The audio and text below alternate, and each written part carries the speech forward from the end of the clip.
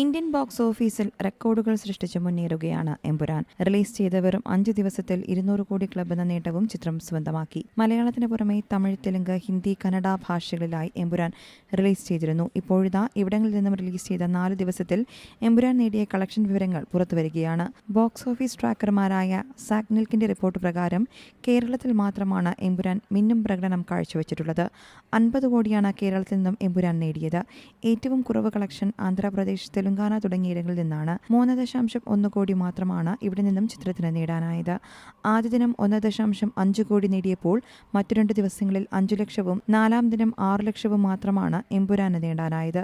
കർണാടകയിൽ നിന്നും 9.35 കോടിയാണ് എമ്പുരാൻ കളക്ട് ചെയ്തത്. ആദ്യ ദിനം 4 കോടിയാണ് എമ്പുരാൻ കന്നഡ പതിപ്പിൽ നിന്ന് നേടിയത്. 1.3 കോടി, 2.25 കോടി, 1.8 കോടി എന്നിങ്ങനെയാണ് മറ്റു ദിനങ്ങളിലെ കളക്ഷൻ. വൻ കളക്ഷൻ നേടുമെന്ന് പ്രതീക്ഷിച്ച തമിഴ്നാട്ടിലും തണുപ്പൻ പ്രതികരണമാണ് ചിത്രത്തിന് ലഭിച്ചതെന്നും റിപ്പോർട്ടുകളുണ്ട്. 5.95 കോടിയാണ് സംസ്ഥാനത്ത് നിന്നും 4 ദിവസത്തിൽ ചിത്രത്തിന് നേടാനായത്. ആദ്യ ദിനത്തിൽ 2.25 കോടി നേടിയപ്പോൾ 2-ാം ദിനത്തിൽ 9 ലക്ഷമാണ് എമ്പുരാന് തമിഴ്നാട്ടിൽ നിന്ന് നേടാനായത്. 1.3 കോടി, 1.5 കോടി എന്നിങ്ങനെയാണ് മറ്റു ദിവസങ്ങളിൽ ചിത്രം നേടിയത്. വിക്രം ചിത്രമായ ധീരസൂരവീരൻ തിയേറ്ററുകളിലുള്ളതും എമ്പുരാന് തിരിച്ചടിയാണെന്നാണ് റിപ്പോർട്ടുകൾ. News desk Zee Malayalam news.